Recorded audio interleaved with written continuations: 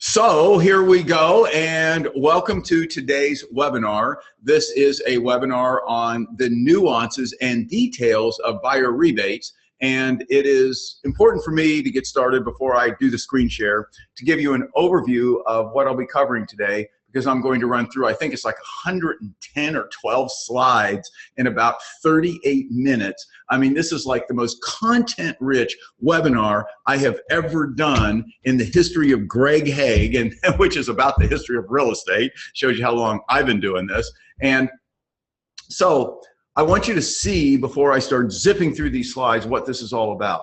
So it is about buyer rebates, but there's really two big takeaways, two big things I want you to see as we're going through this. The first part of my webinar today is going to be about how to use buyer rebates, but not just how to use buyer rebates to increase your business. That's not the big goal. That's a goal, but this is such a good strategy for building a business. Now, listen to me on this, guys. For building a business that attracts business because of the business, not because of you. I want you to hear that again. This is one of the best opportunities I've ever seen in real estate, to launch a business model that attracts business because of the business model, not because of your winning personality or your experience in the business or all the normal things that realtors say, as to why you should deal with me. I want to get your head today in today's webinar out of the attracting business because of me and into the attracting business because I have a business that you want to come in and do business with. And the real magic to that, and that's one of the big takeaways for today's webinar, because this is a strategy in which you can do it. The big takeaway there is you can build a business that will make money when you're on vacation. You can build a business that's scalable. And what scalable means is that you can hire other people that can do the business so that you can multiply the size of the business with other people. You can replicate it. That's normally not true when individuals look at selling real estate as selling real estate, because you've only got so much time, you've only got so much energy, and quite frankly, you've only got so much of a life. And so consequently, you can't really scale when it's all about you. So this rebate strategy that I'm going to talk to you about today, and then the IPC rules, this will allow you to build a scalable business with saleable equity, because you see, if it's not all about you, if it's not going to end if you get sick, if it's not going to end if you go on vacation, if it's not going to end when you die, then it is a saleable business. It's something that at some point in your life, if you decide to have another chapter or just want to cash a big check, which I've done a number of times with real estate firms, you can sell it and move on and do something else. So that's one of the big components of today's webinar, is to show you the strategy behind building that business with buyer rebates. That's the whole first part of the webinar. Now, and I also did some of that, but not as deep as today, in my previous webinar on buyer rebates being a business magnet. Now, the second part of today's webinar is on the IPC rules. And what that is that IPC stands for, as you'll see in the slide deck, interested party contribution, interested party contribution. And all that is if you're going to build a business that incorporates buyer rebates as a business strategy to build this scalable, saleable business that allows you to prosper while you're on vacation, if you're going to do that, then you need to understand how to apply these buyer rebates. And all that is, these are lender rules that I'll be talking about in the second half of today's webinar. These are the lender rules that have been established by Fannie Mae and Freddie Mac that enable the lenders to sell the loans into the secondary mortgage market. That's the whole second half. And these rules that I'll be going over about how buyer rebates need to be applied purely relate to that. There's no like go to jail if I apply them wrong. It's just that these loans, if the lenders allow them to be applied wrong, then they won't be able to sell those loans and package and sell those loans into the secondary mortgage market. And as you know, most all lenders, that's what they want to do. And so consequently, that's what this second half is about, so that you can advise buyers in a way about the rebates that you're providing to them. You can advise buyers in a way that's going to allow them to that will allow the buyers to get a loan approved and get it closed. Okay, so that's the whole second half. And you need to be knowledgeable. If you're going to have buyer rebates be a big part of your strategy of building a business, then you obviously need to be really knowledgeable about buyer rebates and how the buyers you're giving the rebates to, how these need to be applied at closing so the buyers can get and close a loan. So that'll be the second part of the webinar. Okay, so let's see. Jen, can you hear okay? Because I see a chat here that somebody's having a problem hearing. I want to make sure you can hear me fine, Jen. Are you good? Yeah, we're good. Okay, so I'm seeing Lee Ritchie that he can't hear. Lee, that must be a problem with your computer because Jen can hear fine. She's on the other end, and I don't see any other comments from anyone else. So let's go into the slide deck. If anybody else can't hear, now's the time to raise your hand in a Q&A or in the chat, and I don't see that. So I think we are good to go. Okay, so Jen, if you have any problem hearing, you pop back with me. So let me go to the screen share. Here we go, guys. There we are. And so the webinar today is on, as I was explaining, it is on the details and nuances of buyer rebates. So let's start dancing through these slides. So first of all, listings, in my view, are still the name of the game. The fact that we're going to be attracting buyers, that this whole thing is about attracting buyers, I want you to understand does not change my view that listings are not just the name of the game, they are more the future of real estate, listing control, than they ever have been. Control the listing inventory and you will control the market. So be aware of that. This buyer rebate strategy, while it involves attracting buyers and selling homes to buyers and giving buyers an incentive to deal with you, that should not take your focus away from the importance of controlling the listing inventory in your market. Now, little background. The traditional strategy, and I've been teaching this for years, the traditional strategy for listing more homes has been to first market a compelling message. And this is what a lot of realtors don't do that I've been teaching for years. They have no compelling message, but the good strategy for listing more homes is to market a compelling message into a defined demographic as to why prospective home sellers should call you. So this shouldn't be just like, I'm wonderful, I'm great, here's my beautiful picture. And I've taught that for years. Have a compelling message that's irresistible, that makes home sellers in a defined demographic feel like they at least have to talk to you before they list with someone else. So that's been the first step, and I've taught that for 30, 40 years. Next, you need to master the art of converting home seller calls to listing appointments. That's not the hardest thing in the world, but it is an art, because a lot of times when home sellers in a demographic see your compelling message, the first thing they'll do is they'll want to call you, and they want to do what? They want to find all about it over the phone. And so you need to be really skilled at quickly converting the person who calls you and wants to learn everything on the phone about this compelling message and how it works. You need to do what? You need to be skilled at quickly converting that to an appointment. So then the third thing is, I've always looked at listing control, being successful in listing. The first is having the compelling message. The second is learning. The second you get that call, you bam, know what to say. And boy, the seller just, oh, okay, come on over. So you know how to convert that. And I have several audios and videos on that. And then the third thing is what I call the perfect listing presentation. I have a lot of videos and tips. Most of you have followed me, so you know what my perfect listing presentation looks like to convert virtually every single call, into an appointment and a listing. Okay, so every single appointment into a listing. Now, compelling messages. Here's where we want to start getting into buyer rebates. Compelling messages, the ones I've taught, the ones that are out there, typically focus on the superior result you can achieve by attracting more buyers. Now, let's follow this, because this is something I think a lot of realtors don't even really focus on. Most don't even have compelling messages, and that's good for you. But they focus on basically three things. They should focus on three things. Your superior result, that's what you're really saying in the compelling message. What's the superior result?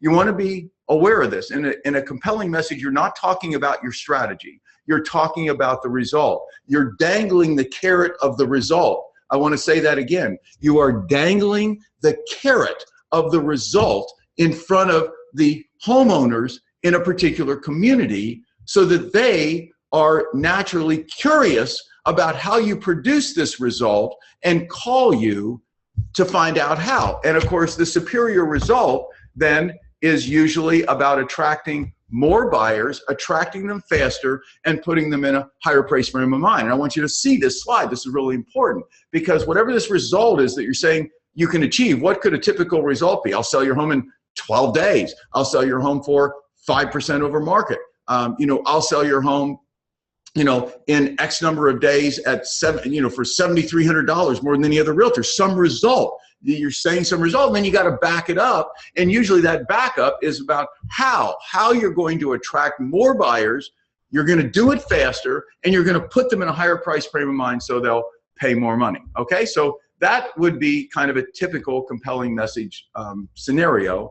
And then listing presentations typically focus on how you do it, on your compelling message for attracting more buyers and your ability to convert them into a sale. So that's the listing presentations typically focus on that. So then the idea is the objective has been to convince home sellers that your marketing and your home selling process, and those can be different or one and the same, will sell their home faster at a higher price. So that's been a typical thing. Now, here's the deal. Here's what I want you to think about. What if there was a better, easier way to persuade home sellers to list with you? Now follow me in this thought pattern. Suppose you already controlled a majority of the prospective buyers for the community in which the seller's home is located. Okay, suppose you already had the buyers. Suppose you had been marketing to attract buyers for every seller's home in the community before they even decided to sell. Suppose that it wasn't a matter on a listing appointment about saying, here's what I'm going to do to attract buyers to your home. What if instead you could say, I already have the buyers for your home. I've been doing this for weeks, for months, and for years.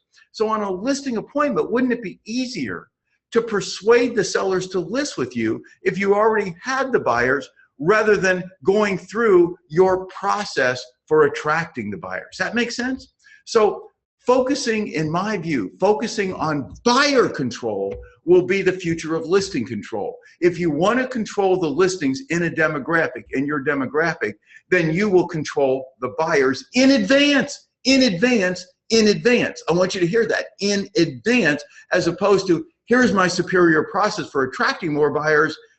What you'll say is, I already have them because I've been using this superior process to attract buyers for many, many months and many, many years. Redfin is proving, now in buyer rebates, Redfin is proving this model for the past few years with their buyer rebate-based model. They've created, as I pointed out many times in webinars, the most consumer traffic website of any real estate firm. So what we're going to do today is talk about how to control listings, not just to make more money. I don't want you to be thinking about buyer rebates from the perspective of, hey, that'll attract some more buyers so I can make more sales and generate more co-broke commissions for myself. Sure, it will do that. Sure, it will do that. But that defeats the whole purpose, guys, of what I was talking about earlier in terms of building a scalable, saleable business model that will operate without you, that will set you free, that has saleable equity. So if you're thinking of it in that context, gee, buyer rebates, attract more buyers so I can sell more homes, that is a short-term view. It will allow you to attract more income and earn more commissions, but not build this business that I'm talking about. And that's the foundation of my coaching, is teaching agents how to build a non-traditional, a different, creative, non-traditional business that will eventually set them free. So buyer rebates, as I mentioned in a previous webinar, have been off the radar. This is why it's such a great opportunity. They've been off the radar of most realtors because they've not previously been allowed. Go back 10, 15 years, and they weren't allowed in most states. But now they are legal in 40 states. They're highly encouraged by the Justice Department. You can request a copy of my slide deck, as you'll see at the end, and you can just go, if you just Google buyer rebates, U.S. Justice Department, you will see how encouraged they are. So which states currently ban rebates and or the inducements? I actually threw them right in here. This is right off of the Justice Department website today. 9 states, these are the ones that ban it right now. And then Iowa has some weird rule that prohibits rebates when the consumers use the services of 2 or more real estate brokers during a transaction. I don't know exactly what that means. I don't know if that means if there's a listing and selling agent, or if they're talking about having 2 selling agents. So I don't know. If you're in Iowa, you'd have to check that out. I won't make the comment, but what was that movie with Richard Gere where he was in the service and the sergeant came down the line and he was from Iowa, and the drill sergeant said there are only 2 things or 2 type people in Iowa, but I'm not even going to go there. If you saw that movie, you'll know that that was a pretty funny line. In any case, so due refunds. This is right off of the due refunds, buyer rebates. Do they pose a risk to consumers? This is right off of the Justice Department website. And I just want you to see how the Justice Department is encouraging this. Some have argued that refunds and incentives can tempt consumers into closing deals against their interest, and they're basically saying they have found no evidence of that at all. On the contrary, they can dramatically lower the price that consumers pay for brokerage services. I dropped these in today off the Justice Department website just so you can see graphically that this is the future. This is something that is being heavily encouraged.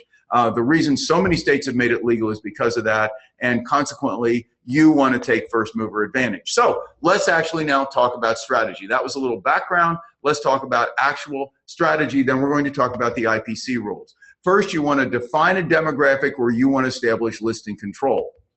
Now, I'm going to stop here for a minute. Please understand that you cannot have a business. You cannot have a true business, a saleable, scalable business. You can't do it unless you have a demographic, a target market, an area, some demographic that you want to control.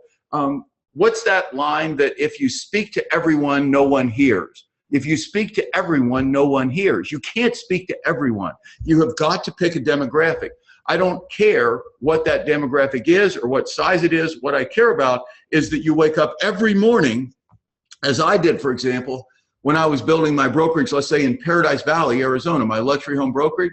Every morning I woke up, and while we did sell homes outside Paradise Valley, and we occasionally listed homes outside Paradise Valley, my focus every single morning for 11 years when I woke up was how can I get a bigger market share? How can I take business away from my competitors in Paradise Valley? Sure, I met with them every day. I knew them. We were friends, most of us, and consequently, that wasn't the point. It was business, and my total focus every morning was in the boundaries of Paradise Valley, Arizona. It was like a stab in my heart, when somebody else got a listing. When I would drive down a street and one of the realtors in Paradise Valley got a listing and I didn't. And you need to think that way. It needs just to be like, I can't believe it. So what are some of the rules on demographic real quickly? And I've run through these before. Don't choose something larger than you have the time and money to impact with your advertising twice a month.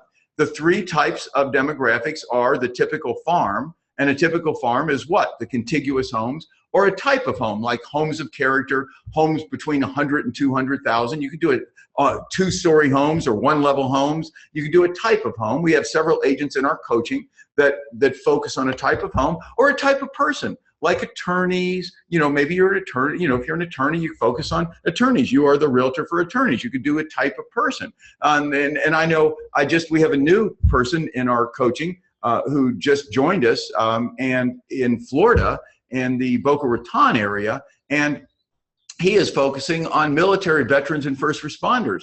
And he's going to kill it down there. He's got such a good business model. We spent an hour on the phone yesterday, and that's going to be his demographic is not going to be Boca Raton and the surrounding area. It's going to be people in the military, retired military, and first responders, police, and firemen, people, firefighters. He's going to have that in that. Of course, he'll use it in that larger demographic area. So you can do any type of demographic. Now, contiguous homes are easier to establish what I'm going to call this 25% low median price to compute the buyer rebates I'll be talking about, but you can do it with any of the demographics. I'm just going to mention that the typical farm's a little easier to deal with. So here's the strategy. Now let's slow down. Here's the big strategy. You want to market, and I'll define this a little better later, you want to market a one-time rebate to buyers who buy any home in this community through you. And really what I should be saying there is this demographic. So this demographic through you.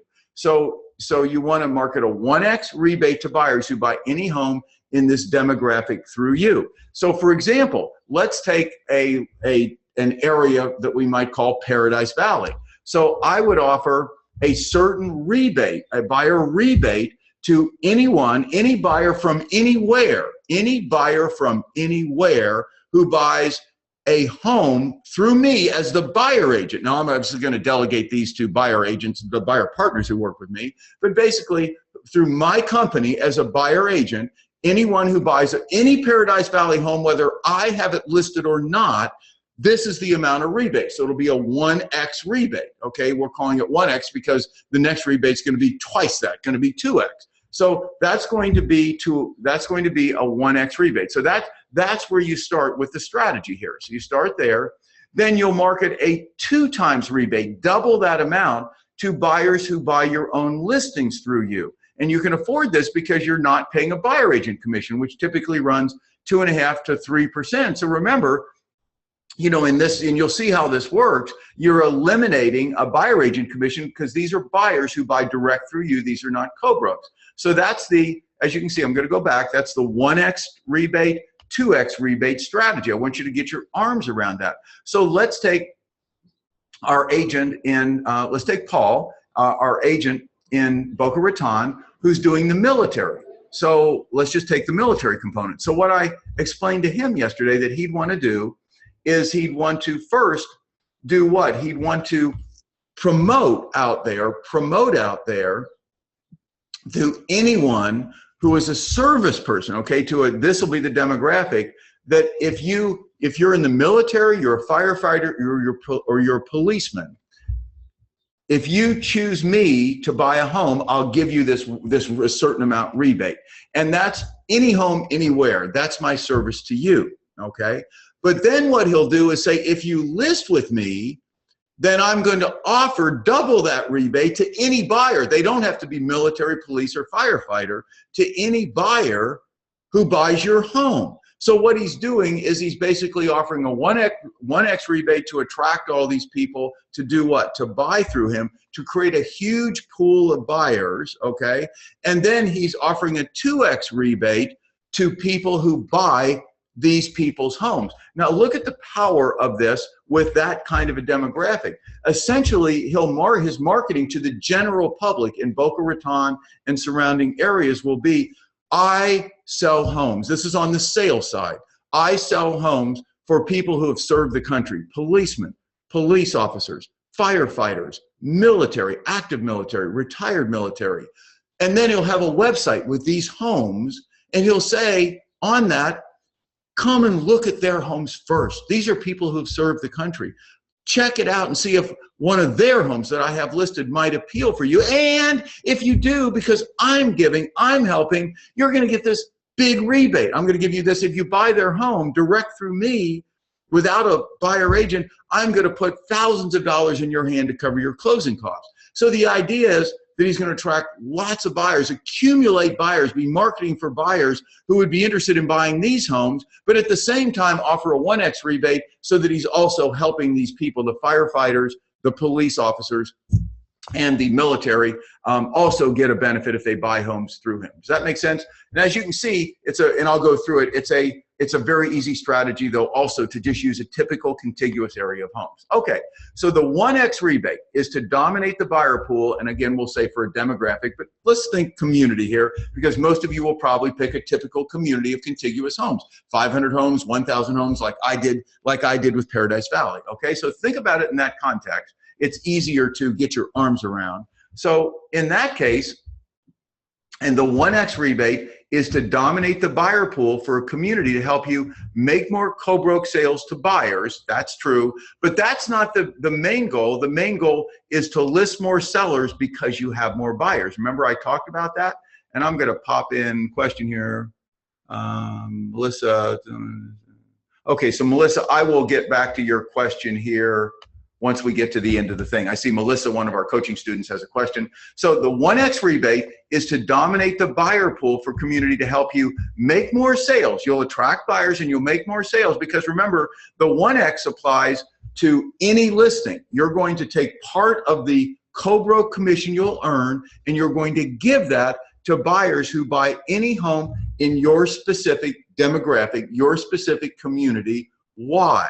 And this is whether you have it listed or not, because you want to accumulate buyers. This is the big strategy. You want to accumulate buyers that you control in your company so that you can, of course, make sales, but the big reason is to list more sellers because you have more buyers. Remember, I talked about that. To list more sellers because you have more buyers.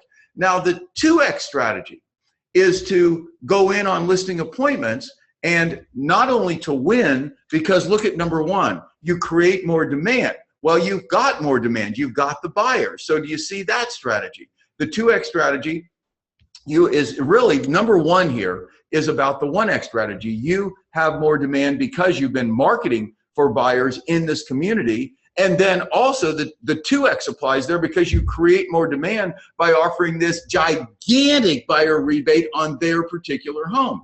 And more demand creates a higher price. Now, the second thing is that you're going to point out to home sellers is that they see how you've created more demand. How do you create more demand? Number one, you already have more demand. You've already accumulated buyers. You have them in your pocket. You have them in your company. So there's more demand right there. And then, so that's number one. Then the 2X, staying with number one, also creates even additional demand once you have the home listed because you're offering double the rebate on that home. So there's two ways that you create more demand. You've already got demand. You've accumulated it because you've been doing this with the 1X strategy for weeks and months and years at some point. And then also you double down and double that with respect to the seller's home. Now, the next point you make to home sellers to win on every listing appointment is that because of this more demand in and of itself drives prices. Everybody knows that, but it also results in a faster sale. And in our business, that's a big deal. You know, in some businesses, that's not a big deal. Unless you're at the end of a model year, a car that sells 1 month versus the next month doesn't make much difference because the buyer doesn't see time on the market. Time on the market when you're buying cars is not a big deal. So if you're in the market for a Lexus, and let's say it's January or February or March, usually the fact that a particular car has been sitting on a lot for a month or 2 months will be irrelevant because cars typically don't go down in value until the end of the model year. But that's not true with houses. One of the first things buyers want to know is days on the market. So the idea is through your buyer rebate strategy, being able to show home sellers that what? You've been accumulating demand for weeks and months in their community. You already have possible buyers in your pocket. And this 2X strategy is going to make their home like amazingly attractive to buyers that it's not only going to create more demand, which in and of itself boosts prices, but it's going to help them sell their home faster. And fewer days on the market means what? Higher price, higher price. And you always want to focus everything you say on a listing appointment about higher price. Everything needs to be dovetailed into higher price. A lot of agents go through so much information about themselves, but they don't continually tie down to higher price.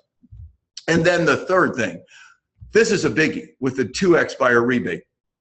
Buyers can actually pay these sellers a higher price and still get their price. So if you're offering, for example, later on we're going to use a $7,000 buyer rebate as an example for the 2X strategy. If you're offering a $7,000 buyer rebate for buyers who buy your listings direct through you without a co-broke, then think about it. The buyer, because they're getting $7,000 back to cover their closing costs, which is saving them cash out of pocket, they could actually afford to pay $7,000 more for the seller's home and still come out where they want to be. So obviously that in and of itself gives buyers a huge incentive to pay more for a seller's home. So you need to get your arms around these because this in essence is your listing presentation. Right here in a nutshell, this is the core of your listing presentation if you decide to use this buyer rebate strategy.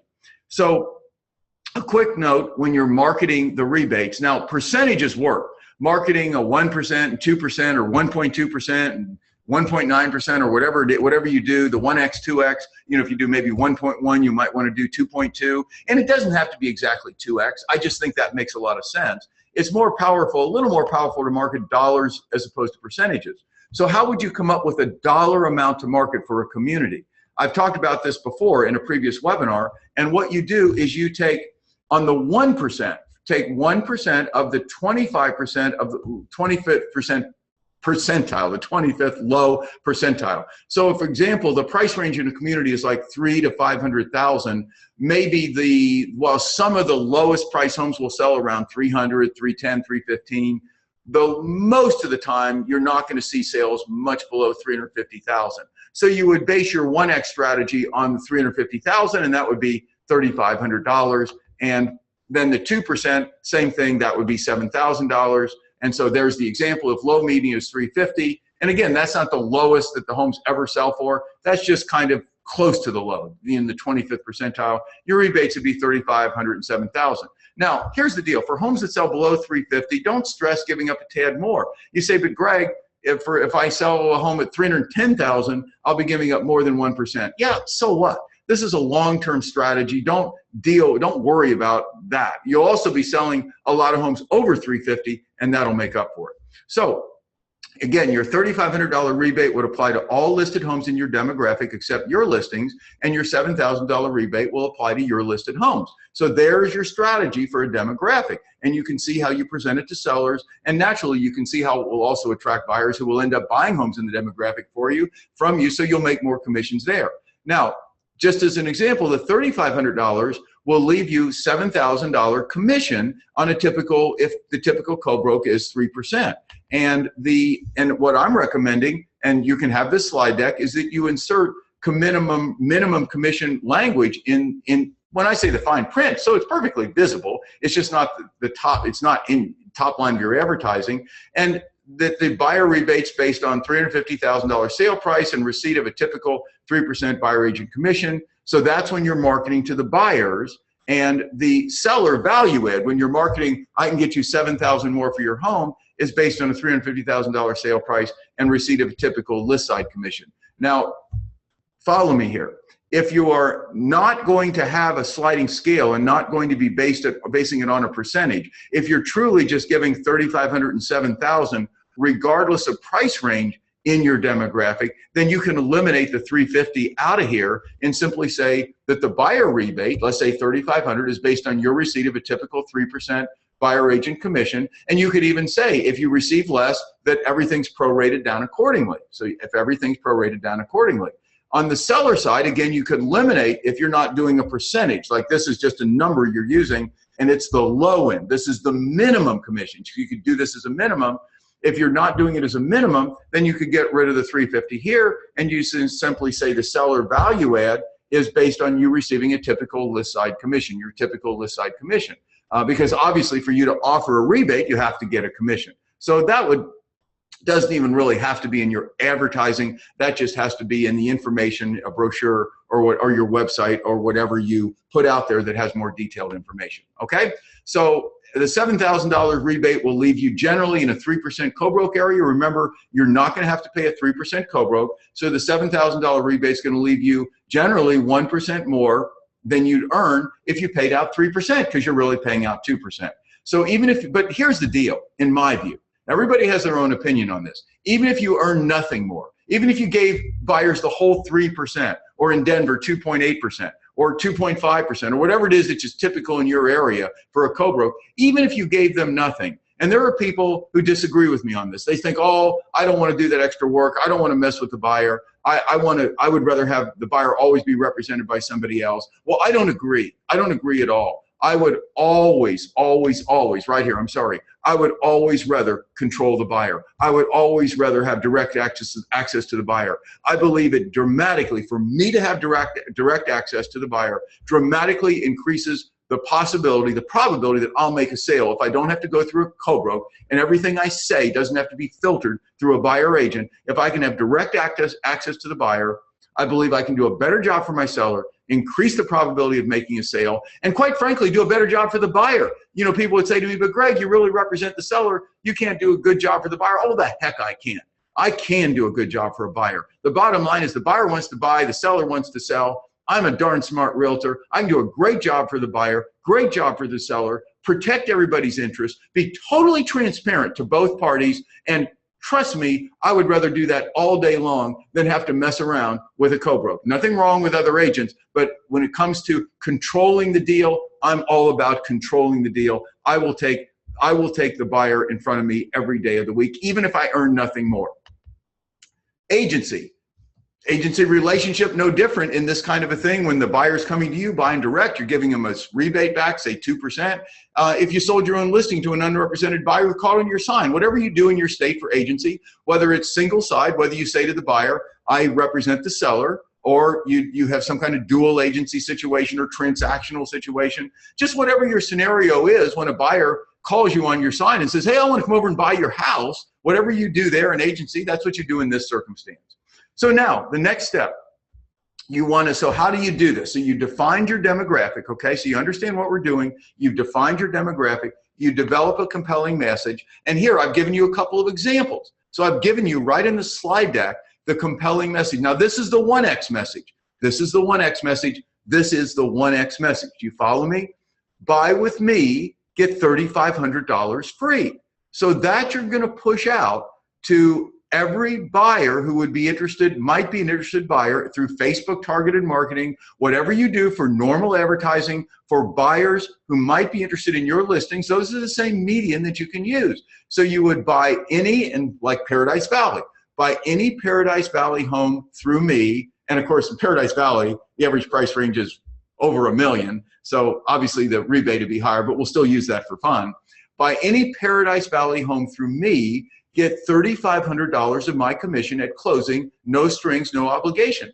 Just find a home online and call me to see it. So it's that simple. Basically, I'm going to be pushing that out everywhere in a community, for a particular community, to every possible buyer before I even have listings. I might not even have a listing. I don't even have to have a listing. Get this, guys. You do not even have to have a listing in this demographic. All you have to do is push this out and say, you should buy through me. I'll do an amazing job, represent you. I'm a skilled negotiator. But basically, go online, pick any home that might interest you, call me, I'll show it to you, and I'll give you X amount back to cover your closing costs at closing. Now that's your market. That's what you market to buyers. Here's an example of what you might market to home sellers in the community. Now remember, the buyers you'll be marketing to outside the community to try to attract them to the community. This message goes to sellers in the community. Sell your home $7,000 over market. And then in the print under it, find out how to add $7,000 to the price of your home. Call me to learn how. No obligation to list. Just something like that. I could do 100 variations of this ad, but basically what the thrust of what you're putting into this community to home sellers in your farming is this $7,000 message. And we're just using that as an example, the $7,000. You could use percentages. You could say 2%. You could say sell your home 2% over market. Very powerful. Sell your home 2% over market. Find out how to add 2% to the price of your home. Call me, call to learn how. Talk to me first, no obligation to list, something like that. Still very powerful even without the number, and then you're just dealing with percentages. And of course, you could do the same thing here with buyers. Buy with me, get 1% of your purchase price back free. You know, so 1% back free. So you could do that with percentages, obviously, as well as numbers. So now, the next thing real quickly, I'll run through this, and I've got this in a previous webinar, is this is the whole strategy. I'm laying this all out in one webinar. Develop a marketing plan for your demographic. That's the message. We've talked about the message, but not the plan. Big difference between a marketing message and a marketing plan. So what's your marketing plan? 3 touches a month for at least the first 60 days. So you're going to touch every homeowner in your demographic, at least 3 times a month for the first 60 days, and then twice a month thereafter, by the way. Community events newsletter, I'm not going to explain that today other than to tell you that is the most, I believe, the single most powerful marketing tool you could ever put into a demographic. If you'd like more information on that, just email Jen at realestatemaveriks.com, and we can provide you with what that strategy is and even some examples of our Maverick agents who are using community events newsletters. Amazingly powerful strategy. In fact, Brian Zabel, one of our Maverick agents, called me or left me a Boxer message, an audio message. I think it was yesterday. And he said, Greg, I've been putting my community events newsletter out all summer. It's working great, etc. And I just want you to know I'm just out. I think he was actually out doing it yesterday in Arizona. He said, I want you to know it's so much nicer in September than it was in July when it was like 115 degrees. And I audioed him back and I said, good for you, Brian. You are out doing what most realtors don't. And he was loving going out and doing that. The new neighbor welcome card, same thing. That is one of the most powerful strategies on the face of the earth. And if you're not familiar with what that is, again, email Jenn at Real Estate Mavericks, and we'll send you an audio over that I did, a 5-minute audio that explains it.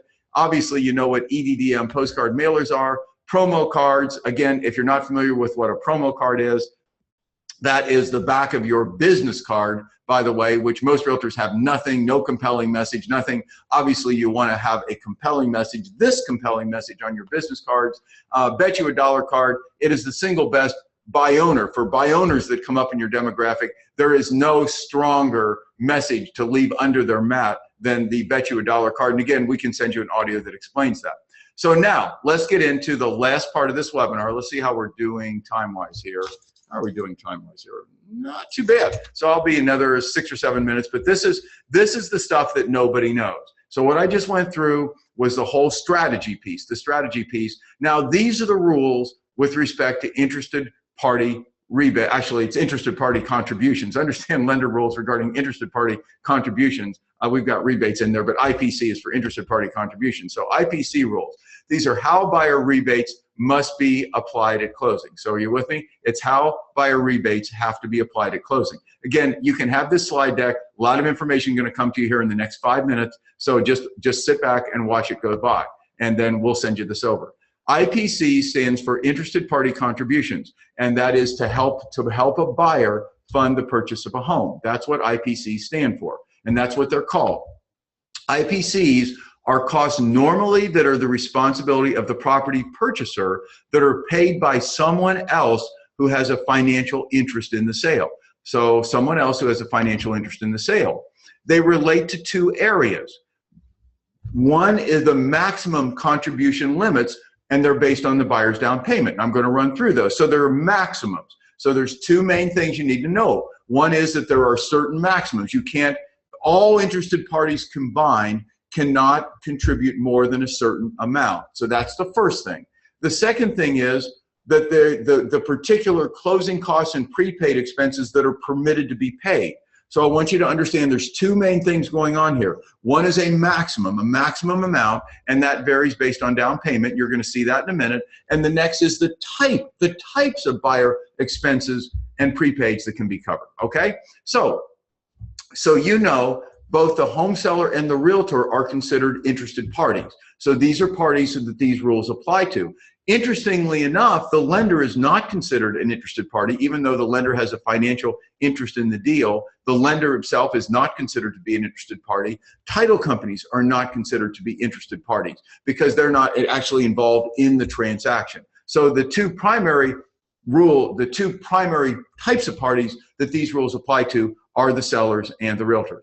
Okay, so then IPC rules are established, as I said at the beginning of the webinar, by Fannie Mae and Freddie Mac as requirements to sell loans into the secondary mortgage market. So it's not like if you contribute to a buyer's purchase, you're doing something that like they're going to take you to jail. You're not doing something horribly wrong. It's just that if contributions to a buyer's costs are above the limits or for certain items that aren't really permitted by these IPC rules, then the lender will not be able to sell the loan, package it, and sell it into the secondary mortgage market. And what does that mean? That means the lender's stuck with a loan, and lenders don't want to be stuck with loans. They like to roll these loans into the secondary mortgage market, make a little bit of a spread. I know you know how that works. And they get their money back, plus they make a little bit of a spread, and then they just keep circulating.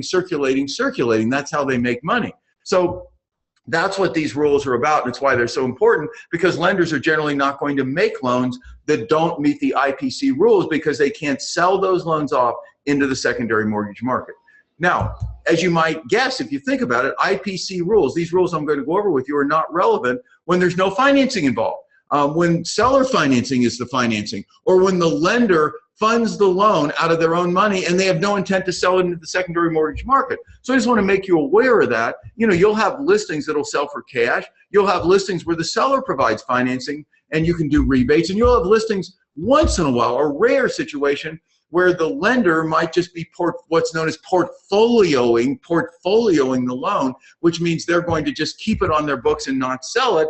And maybe in that case, if they never have any intent of selling it, they might not even care if the amount of buyer rebates that you and or the seller provide to a buyer are greater than the limits or are different or go to expenses that typically wouldn't be allowed. Hope that makes sense. So just so you're aware, IPC rules only apply when the lender wants to sell the loan off into the secondary market. Now, since most loans are intended for the secondary market, IPC rules generally apply to virtually every purchase loan. So here we go. Here are the contribution limits. On conventional loans, where the buyer puts less than 10% down, it's 3% of the purchase price. So the combination of your rebate plus whatever incentives the seller might offer, like paying discount points, paying certain costs to the buyer. A lot of times those are negotiated into a deal. Those cannot exceed 3% of the purchase price, okay? Now, with loans with 10% down to just under 20% down, so 19.99% down, so on a $400,000 purchase, from anywhere from $4,000 down all the way up to $7,999.99 down, just under $8,000, the amount of buyer rebates can be 6% of the purchase price. So again, the cumulative amount of buyer rebates from both you, your commission, and the seller can be up to 6%. And then if it's 20% or more, it goes to 9%. So you can see it's quite liberal. The amounts are quite liberal here, and the odds are that you're not going to have a problem with these amounts. Just so you know, investment properties is limited to 2% of the purchase price, regardless of the down payment. For FHA loans, it's 6% of the purchase price, and for VA loans, it's 4% of the purchase price. So there you have it real quick. Those are the contribution limits. Now, here's how IPCs must be applied to the buyer's closing costs. Now we've moved from the contribution limits. Remember, this is the total amount, the most that can be done. Now we're going to look at how these amounts must be applied.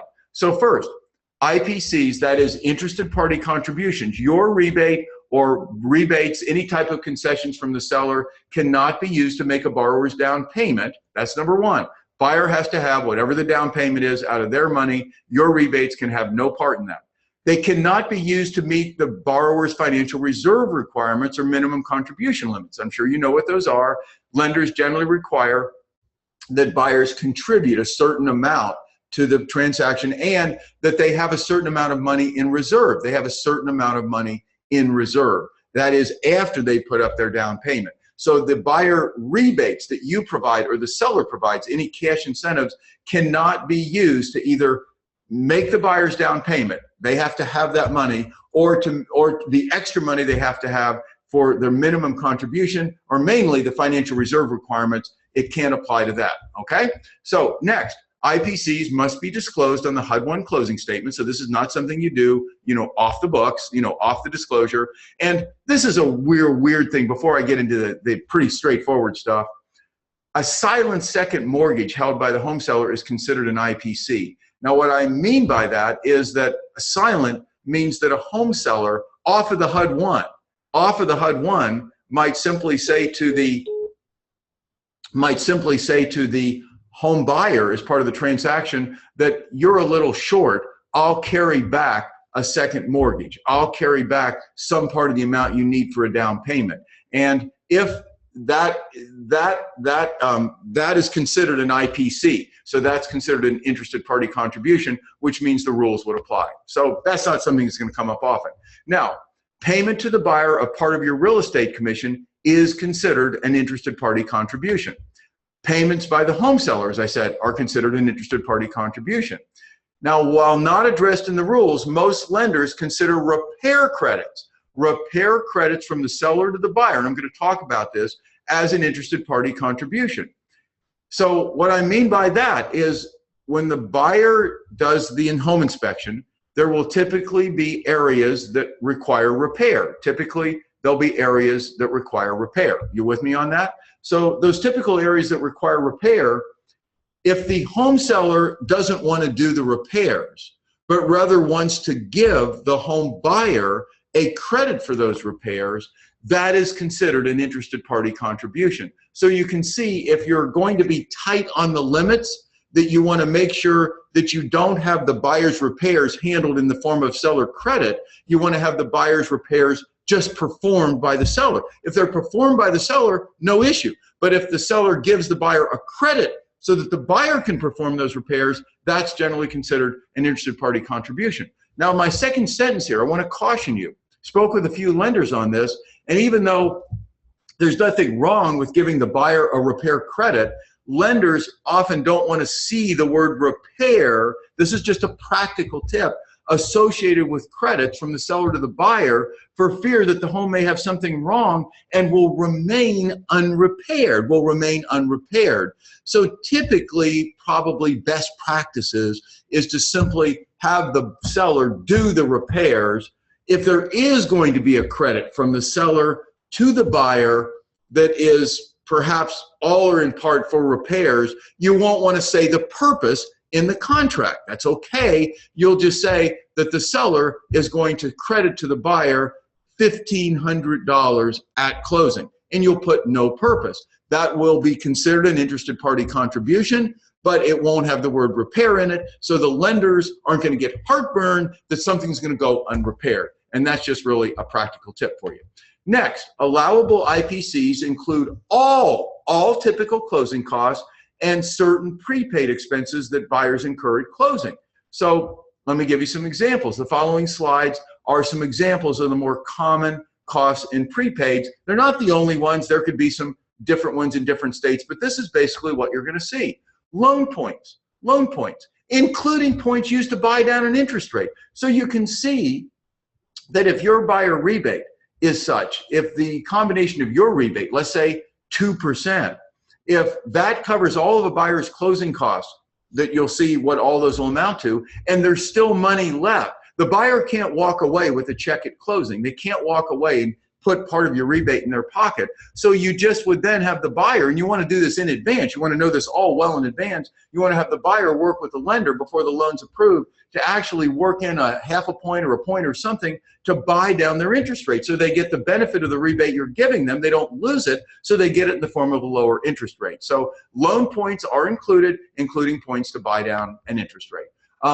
Just a kind of a side thing, sometimes in new home sales, builders will have already paid a commitment fee to secure preferential financing for buyers if the buyers use the particular builder's mortgage lender. You see this a lot, and builders sometimes provide incentives to buyers to buy their homes if they use a particular mortgage provider. Well, the incentive itself would be an IPC, but the commitment fees, if there's no incentive, the commitment fees that the builders pay to secure this below market financing, the commitment fees they paid are not considered an IPP and the IPC, and they're not applied against the maximum contribution limits if you're heavily in the area of new homes.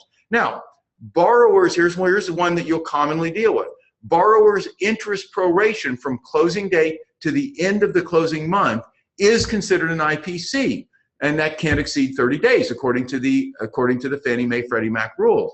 Now, this means that it's to a buyer's advantage to close early in the month as opposed to late in the month. Does that make sense? Because what will typically happen is if you close on, the buyer closes like on the 7th of the month, the lender will typically collect 23 days interest. We'll typically collect 23 days interest for that month. So let's say it's the 7th of September, the lender will typically collect 23 days of interest to the end of the month, so that they're paid for September.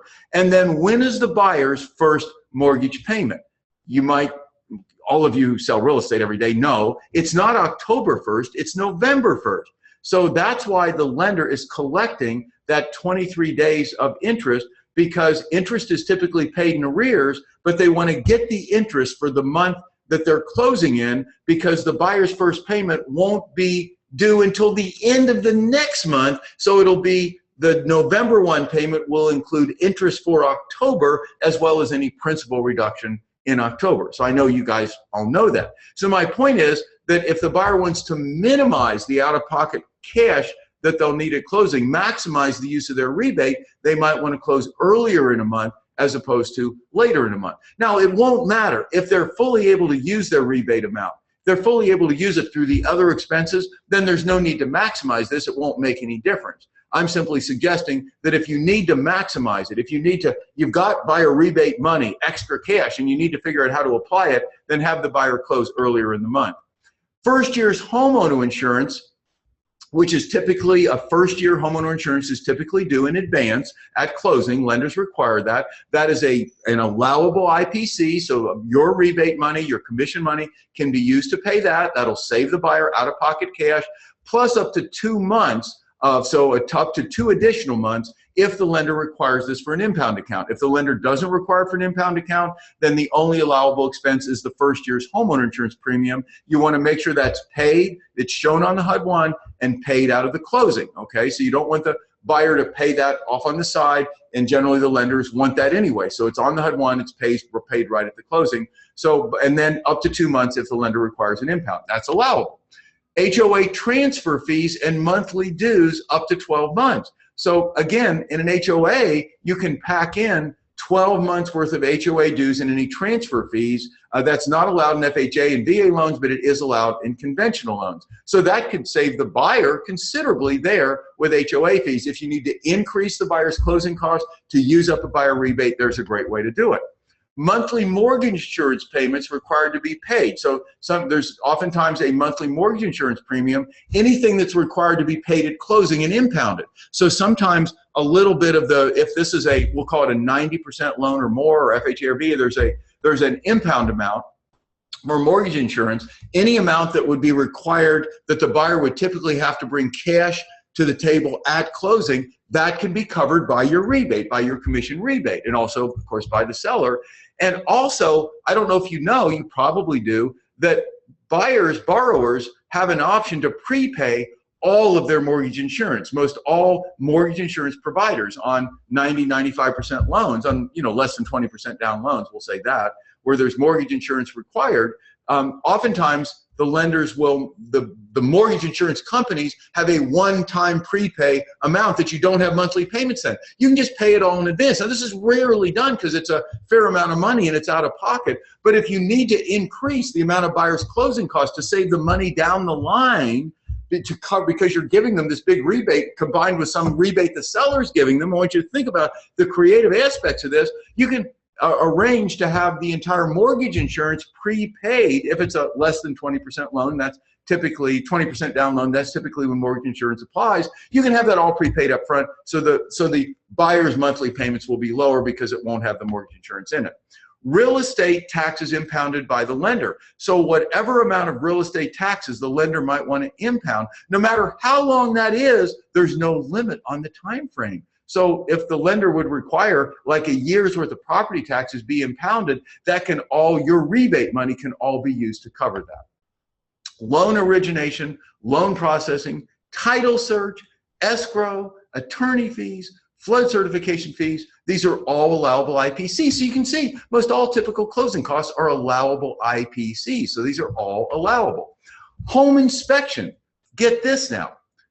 Typically a home buyer will do what? Typically a home buyer will pay for their home inspection up front. Typically a home buyer will pay for their home inspection up front. Well, you want to save them that money. You're going to use this rebate. They're going to love this. So what you're going to use your commission rebate to help them out here. So what they're going to arrange with the home inspector, they're going to maybe give the home inspector a credit card, let them run this because home inspectors want the money in advance. But the home inspector will agree to also issue an invoice at closing that's shown on the HUD-1, and then the home inspector will agree that once they receive the money at closing, they will what? They will refund it on the buyer's credit card.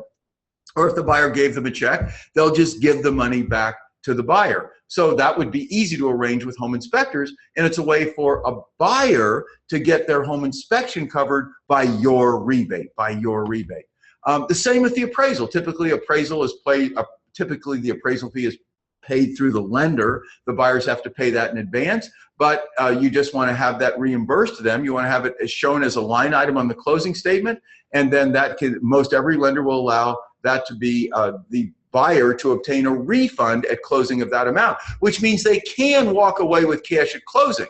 So the refund that they would get from the home inspector, that would come generally right after the closing on their credit card, but they can get their home appraisal money back and walk away with a check for that at closing. So when I said buyers can't walk away with money at closing, they can walk away with money at closing that they've already paid for a home appraisal or money they've already paid for a home inspection, if that makes sense to you.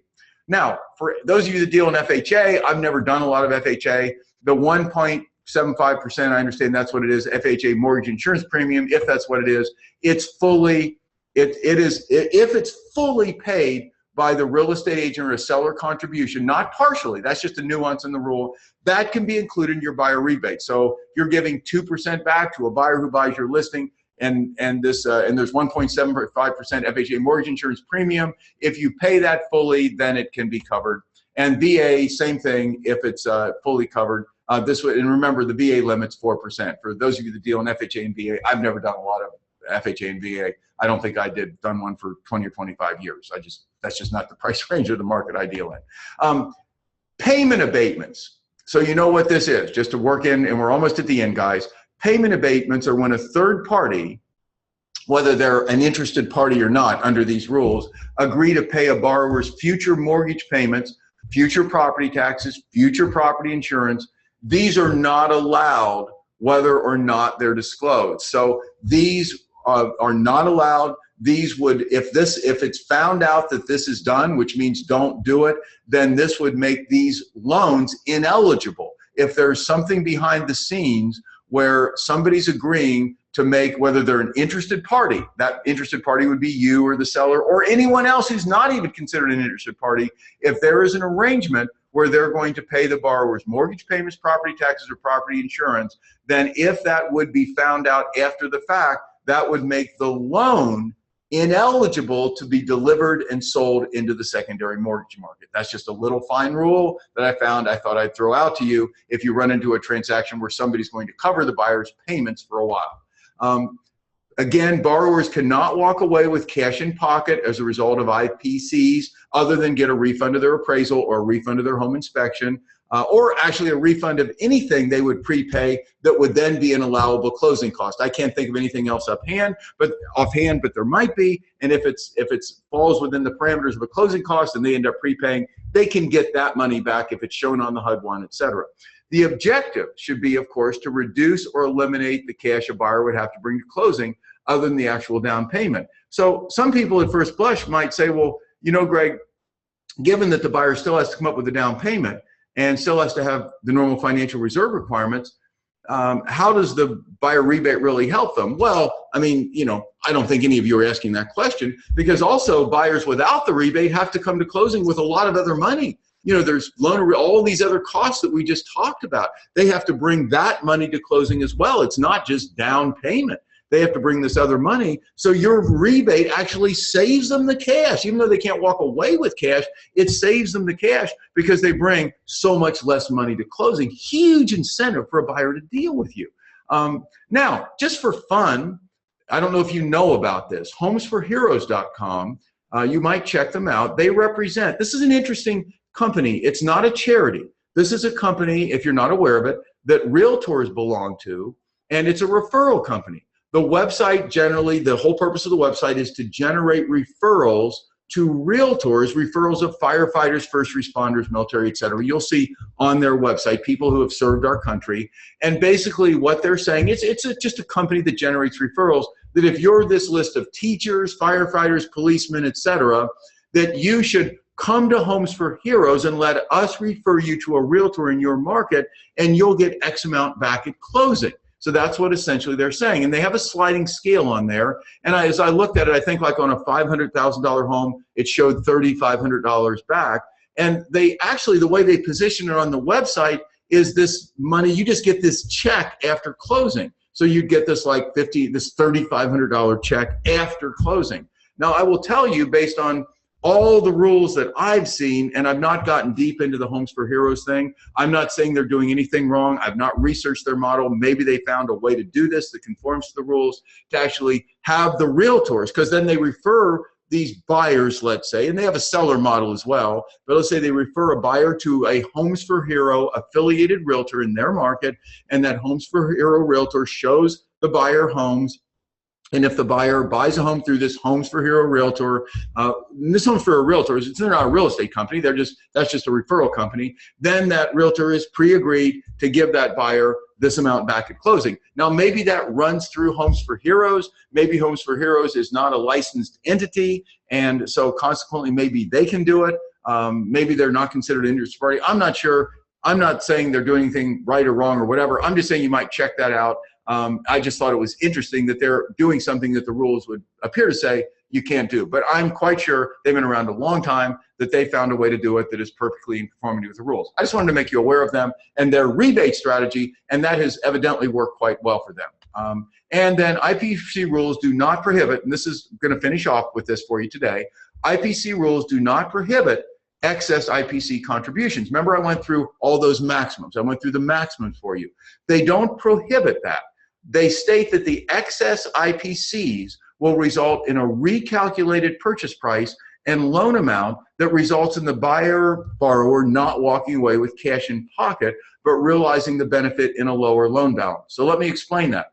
Let's say, as I understand it, let me explain it as I understand it. So that means a buyer who might be buying a $400,000 home, and let's say that the rebate, that their total closing costs are $5,000, total closing costs $5,000, and let's say the interested, let me do this. So the limit, let's say they're putting less than 10% down, so the most they can get in interested party contributions would be 3%. So that would be what, $15,000. Okay, so that's a lot of money. No, that'd be $12,000. So $12,000. Sorry. So they're getting $12,000. They're buying a $400,000 home. They can get up to $12,000 in interested party contributions. Let's just say that you are giving them 2%. So because they're buying your listing, so you're in the 2X thing. So you're giving them 2%. That's $8,000. And let's say the seller has agreed to give them $6,000. So that gives them a total of what? I think $14,000, right? So they can get 12. They can get 3% of 400 is 12, but they're getting $14,000 in interested party contributions. Well, that's $2,000 more than is allowed. So essentially what that does with the borrower buyer, is the lender won't allow them to walk away with that $2,000. So what the lender does is recalculates the purchase price, et cetera, et cetera. The loan amount goes down. So essentially that $2,000 gets sucked up at closing, and it results in the buyer getting a lower loan amount, which is great. The buyer still gets the benefit in a lower loan amount. They just can't walk away with cash at closing. Now, I want to point out to you, I'm sure I put this slide in here, notwithstanding what I just said, as a practical matter, I've talked to several lenders, they're not going to mess with that. They're just not going to approve loans with excess IPCs. So I wanted you to be smarter than the normal person, a realtor. I wanted you to understand that the rules don't say you can't do it. They just say it results in a recalculation. But then I want you to know that as a practical matter, what? As a practical matter, lenders aren't interested. Okay, quick takeaways for today. I think buyer rebates are a huge gap in the herd. They are an opportunity for you to leverage first mover advantage and increase your income, take market share in your city. So that's the first thing. I think this is a huge gap in the herd. I think what I just went through today, how many realtors know what I just went through today? I don't think too many. I think you have got some knowledge that very few realtors have. Just so you know, I am not making this webinar public. It's not going to go public on my YouTube channel. This is for you guys. That's it. And then also, obviously, for all the people in my coaching. So this is not going public. This is too good. This strategy is too good. So it's for everybody that's on today, everybody that signed up, and that's it, other than the agents in my coaching. That's number one. Number two, buyer rebates give you an opportunity to establish a true business model in a defined demographic. I talked about this earlier, a model that attracts business because of the model, which is because of the business model, not because of you. And that's the only way to build a scalable, saleable business that can operate without you and set you free. IPC rules, another takeaway. They're flexible enough that you can usually increase the buyer's closing cost easily by buying down loan interest rates so that your commission rebate and any seller concessions don't exceed the limit. So you've got a lot of creativity here. You can always get that done, I would think. Next takeaway, buyer rebates give you the power to require, listen to me on this, that buyers walk a certain standard. You know, if you're going to put money back in their pocket, You can say, here are my rules for doing this. You need to be pre-qualified. I'm not going to show you homes you're pre-qualified. You just need to go online, do the initial legwork and finding a home. And then, finding the homes that really you think, and do drive-bys. You can have that in your rule. There's one company in Texas. I love what they do. They're purely a buyer rebate company. And I think that's a mistake. They could be using their buyer rebate model to take a demographic, to take an area, and to go in there and say, we have the buyer. So I think these buyer companies aren't seeing that opportunity. But one of the things I love they do is they say, we're only going to show you up to 6 homes. We're giving you, I think they give 1% back. So they give the typical 1% back. But they say for us to do this, you need to be pre-qualified, do your due diligence, look at homes online, do your drive-bys, feel comfortable that these are really viable homes that might really interest you, then call us and we will show you 3 homes twice. That's it. 6 homes. We'll show you 3 homes twice. And then we charge you. We'll still give you the rebate. We charge you to show you more homes. See, it allows you, by doing this, it not only allows you to attract more business, but allows you to go from this mindset where where you're so lucky to have the buyer buying through you, to the buyer is darn fortunate to have you, not a tour guide, not somebody who's just out there showing buyers around, but you're a skilled negotiator. You have certain rules, and the buyer needs to do certain things. Number one, to have you, and number 2, which I talked about in my negotiation seminar the other day, you portray that image. You get the buyer where they understand and appreciate you, and not only to have you, but then to get this money back. The buyer, and in today's world, buyers love that. You see, that's the thing. Buyers like to go online. They like to look around. They like to drive by. So really, you're telling them, you have to do this. But they're loving to do that anyway. So I love this. So it's making them just magnet to you anyway and making it that much more powerful. And of course, this is also a real opportunity for you to get a buyer agency agreement. So many buyer agents work without buyer agency agreements. And as you know, that's just something where you can spend a lot of time and end up with no money. Done correctly, and think about this, what you give up will be offset by your time savings, increased buyer loyalty, and additional business. So you might look at it and say, well, it's all great because this is all additional business. Well, that's true. But if you set up certain rules, like for example, I'm going to show you 6 homes. Number one, I think buyers are going to love that. They're just going to say, do your due diligence and position yourself as a skilled negotiator, more than just somebody who shows buyers homes. You want to really, I talked about that in my 12-point negotiation seminar, which you can get. You want to position yourself as, you want to deal with me because I am like a total negotiator. I mean, I can really, really, really protect you and get you a great deal. This is on your 1% thing, okay? So what you give up, when you set these rules, you'll be giving up some money, you'll be attracting more business, but you'll also be setting up a parameter where you have a more efficient business, where you actually can charge less, give these rebates back, but earn more because you're going to be spending less time. And you're going to be having a greater level of buyer royalty. So remember, still takeaways. 2-tier buyer rebate model. 1 level designed to attract buyers interested in buying any home in your demographic, and the purpose is to control a large segment of buyers to use as a listing tool in that demographic. These are takeaways. The second thing, this is the higher rebate amount, the 2X, is designed to make your listings in that demographic, and there should be an S on that, more attractive than other listed homes in the demographic. Again, the purpose is to use this as a listing tool. So the big takeaway, and this is it. This is the end of the webinar here, guys. I've got a couple quick things then. The big takeaway is to list more homes in your demographic by controlling the buyers before the sellers even decide to sell. By controlling the buyers before the sellers even decide to sell. So, free resources. If you'd like a copy of my webinar, The 8 Changes That Will Define the Future of Real Estate, that's a really good webinar.